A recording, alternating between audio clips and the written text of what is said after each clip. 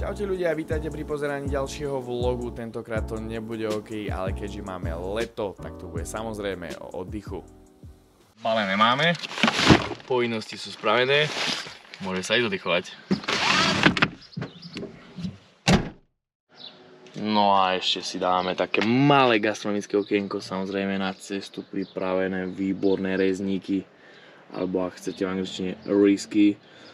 No a cesta nám bude chutiť, takže poďme na to.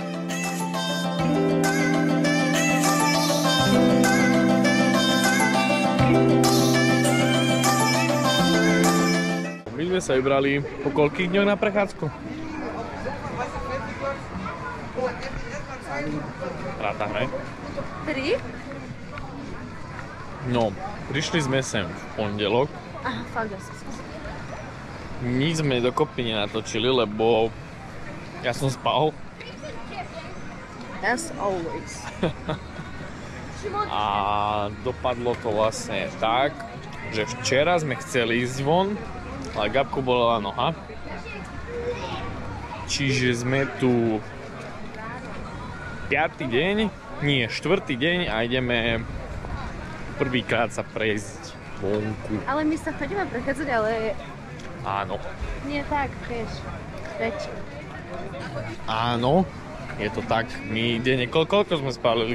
Tak denne. Veľa, ale proste vždycky aspoň 10, minimálne 10 km. No, dôležité je poznamenať, že Gabka nemá spania a vždy sa nájde nejaká obeť, ktorá túto cestu absolvuje minimálne tak 2-krát do dňa. A to ideme smerom na...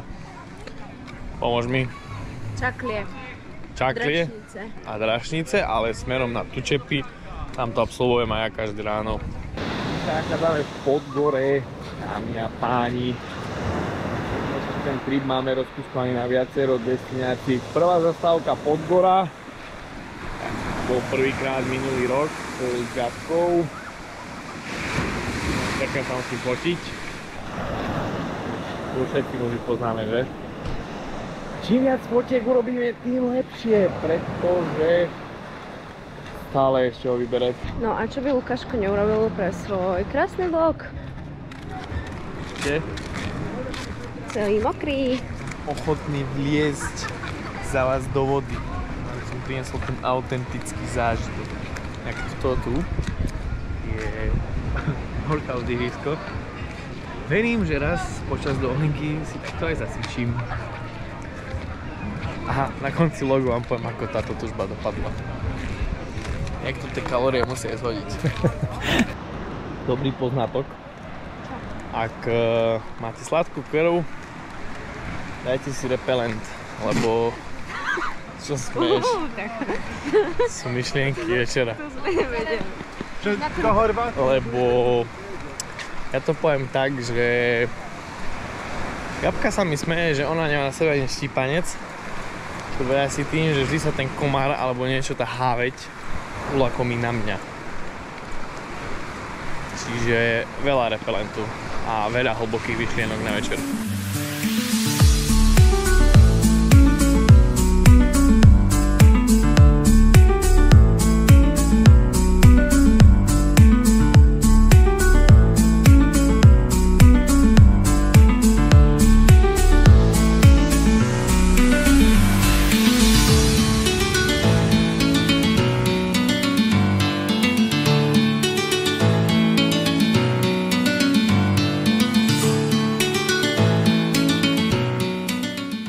Gastronomická vsúka. Ja mám veľmi rád, keď mäsko tak jemne od seba a vidíte to? Toto netreba ani krájať, to je len proste, že mňam. No, Lukášovi asi chutilo. Keďže tu nám technika trošičku zlyhala, tak vám to prerozprávam ešte raz. Navštívili sme mestečko Starigrad a hneď od úvodu na mňa vybiehla takáto zaujímavosť ohľadom odevu. V tomto mestečku, hlavne ako my chlapi sme zvyknutí na dovolenkách chodiť bez trička a opaľovať sa aj počas prechádzky, či už na tých odľahlých chodníkoch alebo uličkách, všade platí rovnaké nariadenie nosiť tričko Určite sa to oplatí dodržiavať, pretože je to aj vraj sankciované a sledované. Ale toto mesiečko si to určite zaslúži. Je nadýchané nádhernou atmosférou a dá sa aj veľmi dobre tu nájsť, čo ste mohli vidieť vo videu. Dal som si dalmatinskú pašticádu, ktorá bola výborná a určite každému odporúčam. Ja som sa v posledný deň v Podgore rozhodol, že je to úžasný západ slnka si užijem práve pri tomto pamätníku. Je veľkou dominantou nad celou Podgorou a je to krídlo čajky, ktoré symbolizuje vlastne víťazstvo a je symbolom aj Jadranského mora práve tu v Podgore. Krásny výhľad, krásny.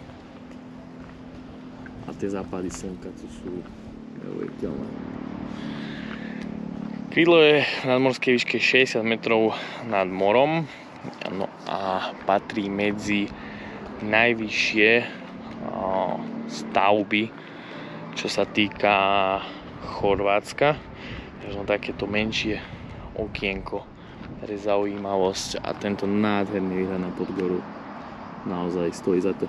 Je to fakt krátka prechádzka od nášho ubytovania, približne 15 minút, ale myslím si, že tá Podgora nie je tak veľká, čiže akých 20-30 minút môžeme z toho úplne najkrajnejšieho miesta, čiže určite odporúčam.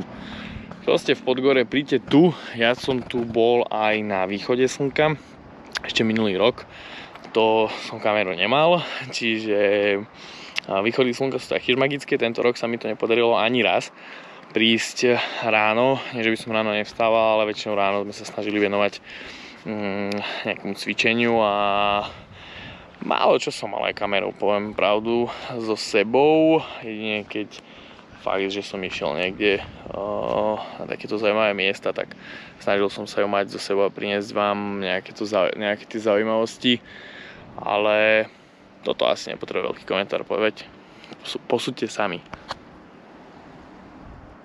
A so západajúcim slnkom nekončil len tento deň, ale aj tento vlog. Podgora nám priniesla množstvo zážitkov, hlavne oddychu, pretože som fakt akože si užil naplno. Ja by ťa videla rozprávať, koľko toho som prespal, ale aj to k tomu patrí. Zajtra sa presúvame do Crikvenice, no a vidíme, čo nás tam čaká. Zatiaľ ahoj.